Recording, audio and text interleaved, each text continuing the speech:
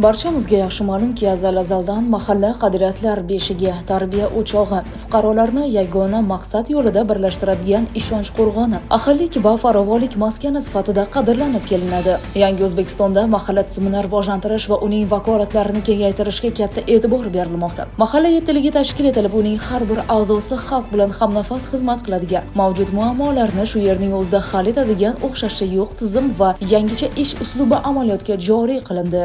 Prezidentimizning 2025-yil 3-yanvar kun e'lon qilingan 2025-yilda respublika mahallalarida xavfsiz muhitni yaratish va huquqbuzarliklarning barvaqt oldini olish tizimi samaradorligini yanada oshirish bo'yicha chora-tadbirlar to'g'risidagi qarori ham ana shu hayot baxsh islohotlarni yangi bosqichga olib chiqadigan tarixiy hujjat bo'ldi desak to'g'ri bo'ladi. Mahallalarda xavfsiz muhitni yaratishda ko'zda tutuvchi ushbu qaror ijrosi Farg'onada izchil amalga oshirilib, o'zining ijobiy samarasini bera boshladi. Jumladan, qarorda belgilab berilgan vazifalardan kelib chiqib viloyat hududida 20 ta zamonaviy huquq-tartibot maskanlari tashkil etildi. Har biri 5 tadan mahallani o'zida jamlagan mikro hududlar yaratildi. Bu orqali har bir sodir qilingan huquqbuzarlik va jinoyatga, shuningdek fuqarolar murojaatlariga tezkor munosabat bildirish, qonun ustuvorligini ta'minlash imkoniyati yaratildi. Ushbu maskanlar orqali 100 ta og'ir toifadagi mahallalar qamrab olindi va yangicha yondashuvlar asosida ish tashkil qilinmoqda. Farg'ona shahridagi Abdulla Qodiriy mahallasida tashkil etilgan yangi maskanning ochilish marosimi katta tantanaga aylanib ketdi. Unda viloyat ichki ishlar boshqarmasi boshlig'i general-mayor Azbek Ikromov, shahar faollari va keng jamoatchilik vakillari ishtirok etdilar. Tadbirda so'z olganlar mamlakatimizda mahalla tizimini rivojlantirish borasida amalga oshirilayotgan ishlar haqida so'z yuritib, mazkur huquq-tartibot maskani ham ushbu islohotlarning amaldagi ifodasi ekanligini alohida qayd etdilar. Bu o'z o'rnida avvalambor aholiga qulaylik. Qolaversa, mana shu mahalla yettiligini yanada jipslashtiradi. Qarorga asosan o'sha jinoyatchilikni oldini olish, kriminoggen vaziyatni yanada barqarorlashtirish, yengillashtirish borasida menimcha bu mana shu huquq-tartibot maskanimiz xalqimizga xizmat qiladi. Huquq-tartibot maskani joylashgan mikrohududda 5 ta mahalla fuqarolar yig'ini mavjud bo'lib, ulardagi 4000 ta xonadonda 27000 nafar aholi istiqomat qiladi. Yangi maskan esa ushbu aholini to'liq qamrab olish va profilaktik ishlarni yangicha yondashuv asosida olib borish imkoniyatiga ega.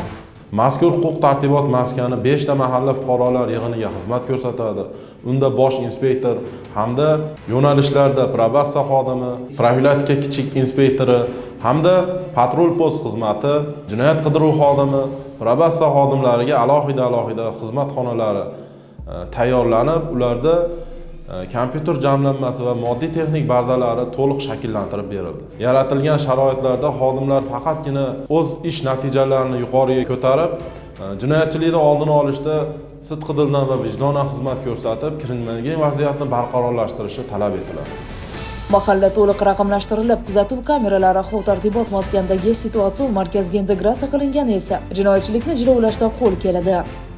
Ushbu o'rnatilgan kameralarda hududga kirib kelayotgan har bir fuqaroni nazorat qilish, jinoyatni oldini olishda alohida nazorat o'rnatish imkoni mavjud bo'ldi. Barcha xodimlarimiz jamujam bo'lib, sidqidildan jinoyatchilikni oldini olishda bor kuch va imkoniyatlarimizni safarbar etamiz. Tantanali ochilish marosimida huquq-tartibot maskani shaxsiy tarkibiga yangi Damas rusumli xizmat avtomashinasi topshirildi. Shuningdek, shahar hokimligi tomonidan 10 ta kompyuter jamlanmasi ham xodimlar uchun sovg'a qilindi. Bu texnik jihozlar xizmat sifati va samaradorligini yanada yaxshilashi shubhasiz. Asosiy bizning maqsadimiz mana shu hududimiz, ya'ni mahallamizni jinoyatchilikdan xoli hududga aylantirish. Mahalla yettiligi tomonidan qolaversa, nafaqat mahalla yettiligi, qolaversa mahalla faollari ham bir qatorda har bir shaxsga biriktirildi.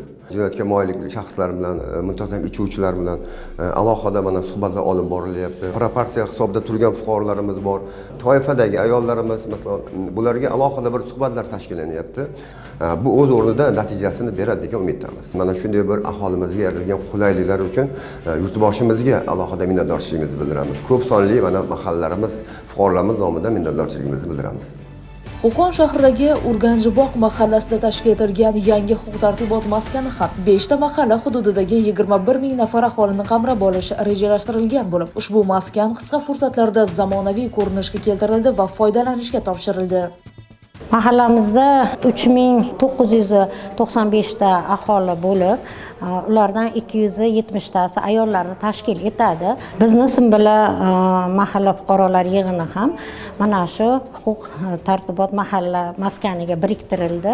Mahallada biriktirilgan 7lik bilan ayollar o'rtasidagi jinoyatchilikni oldini olish, zo'ravonlikka uchragan ayollarga ko'mak berish va ularni bandligini ta'minlash va ajrimlarni oldini olish bo'yicha keng ko'lamli ishlarda olib borilmoqda. Albatta bundan keyin ham bu maskanga biriktirilgan mana shu mahallalar birgalikda ishlarda olib borib, prezidentimiz bildirgan mana shu 7likka bildirgan ishonchlarini biz albatta oqlaymiz. Tantanali ochilish marosimida viloyat ichki ishlar boshqarmasi rahbariyati, Qo'qon shahar faollari, ichki ishlar organlari faxriylari va mahalla 7ligi a'zolari ishtirok etdilar. Tadbir jarayonida maskan bosh inspektoriga yangi xizmat avtomashinasi, shahar hokimligi tomonidan xodimlarga motoskuterlar va kompyuter jamlanmalari topshirildi. Shunday yangi o'zgarishlar qilishganini biz juda xursandmiz.